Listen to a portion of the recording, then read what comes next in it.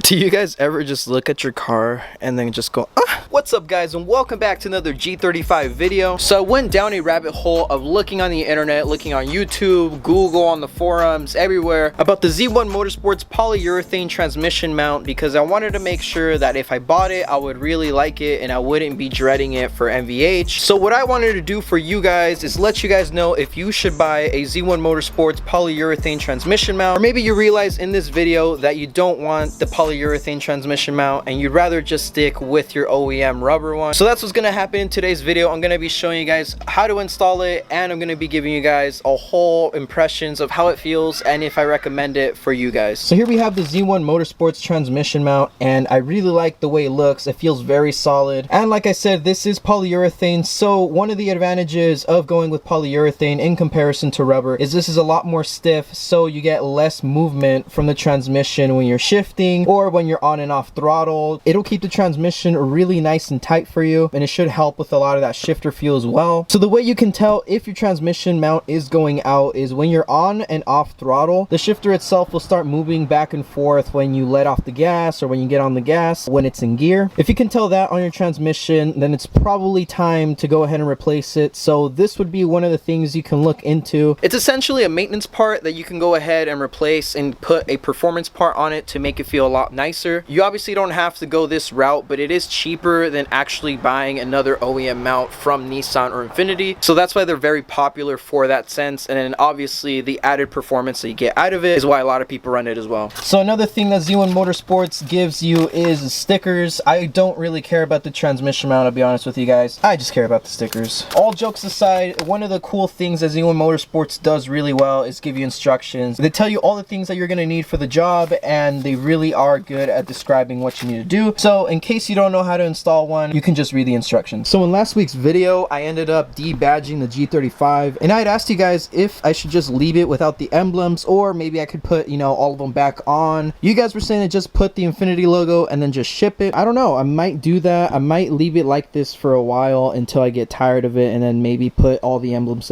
back on. So thank you to you guys for commenting and letting me know what you guys think. So a big reason for installing this part is because I am doing a track build on the G35. Since I am going to be beating the car pretty hard, I want to make sure there's something there that can handle it and not have just another rubber part. And the really cool thing is that these are serviceable, so if this was to fail, you can replace the polyurethane with brand new ones, and then you can go ahead and reuse the whole mount. So that's pretty cool. You save yourself some money in the future if it were to ever go out, but since polyurethane is pretty durable, I don't see that happening anytime soon. So now first thing we're going to do is go ahead and jack it all up, and that way we can go ahead and go under the car and show you guys what we need to do.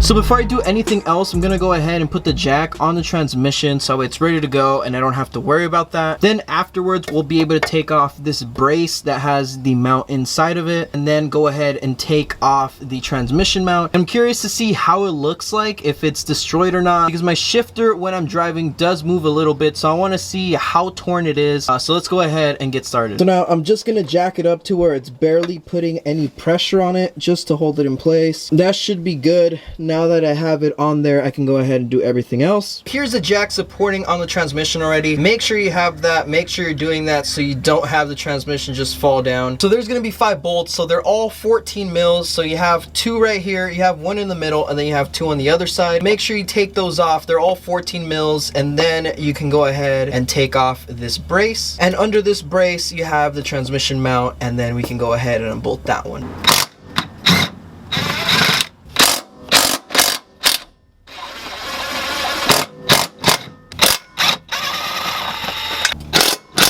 So to remove the brace, now that all the bolts are off of it, you just have to slide it to the driver's side. So you go ahead and wiggle it to the driver's side like this, and then you can take off the brace. So just keep in mind that the transmission is on the jack now. There is nothing holding the transmission onto the chassis since the brace is off. So here's the stock transmission mount. So what you want to do to remove it is there's 2 bolts on the side. They're both gonna be 14 mils. And once you take those off, you can take off the transmission mount.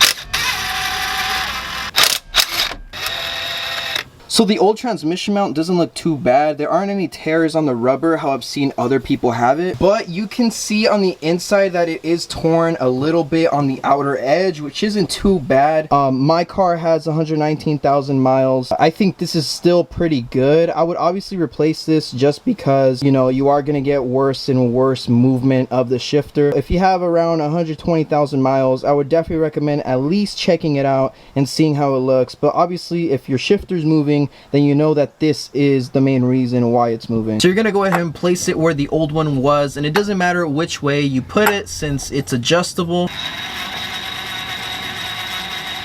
I'm gonna go ahead and torque them down to 36 foot-pounds. Z1 Motorsports recommends 32 to 40 foot-pounds in between there, so I'm gonna go ahead and do right in the middle and do 36 on all of the bolts.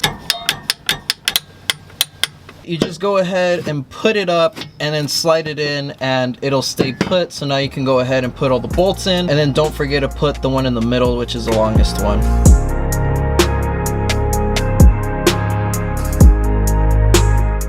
So I'll give you guys the pros and cons from this on the first impressions that I get. So let's go ahead and take everything down and let's go for a drive.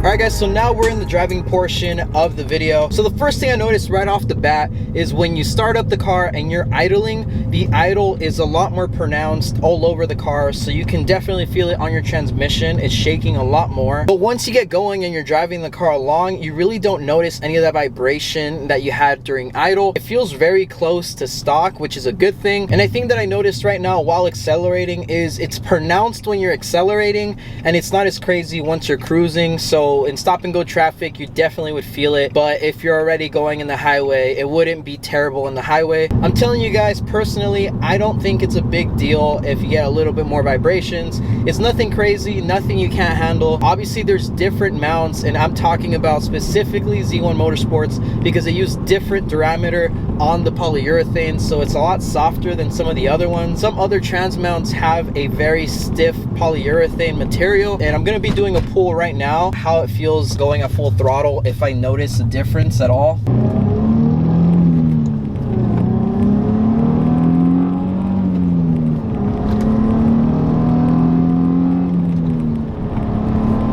That is kind of brutal. That changes everything. The vibrations are definitely stronger. They're definitely stronger once you're full throttle. I mean, for the amount of times you're gonna be on full throttle. The thing that you notice while driving aggressively is that the trans mount stays planted. Since it's so planted, all the vibration goes into the chassis itself. So it definitely does help with keeping your transmission from moving. But again, the only thing that you're gonna have is more vibrations because of that. Right now I'm cruising at 45 miles an hour and it feels perfectly fine. I don't notice any extra vibrations, maybe a tiny bit extra on the shifter, if that, but just cruising, you don't notice it. It's only when you're going from a stop and when you really floor it, when you really feel all that vibration transferred onto the trans mount. Whenever you feel the vibrations, it's really just when the polyurethane is shining the best. I definitely wouldn't recommend solid mounts. You would be crazy to do this on a daily driver. This is as harsh as you would want to get it before you go to solid. I don't recommend it to people who are very sensitive to vibrations, noise, etc. And something I'm noticing right now is when you reach around 2,000 RPMs, you get this crazy vibration that goes throughout the whole car. Like right now I'm doing 35 miles an hour and I wouldn't be able to tell a difference. So I mean, it is dailyable for sure. It is probably the stiffest I'd go in polyurethane. I wouldn't go with any other brand unless they make it softer. So this is something to consider if you're looking to buy the Z1 Motorsports trans mount, because I had a lot of questions on whether I would enjoy it or not, and honestly there's no complaints on it. It really is a good transmission mount, and Z1 Motorsports definitely did their homework. You can tell that this is made for somebody who wants to be able to daily their car yet have that performance. This is kind of the best of both worlds. It meets right in the middle. You do sacrifice comfort and NVH in order for you to get some performance out of it.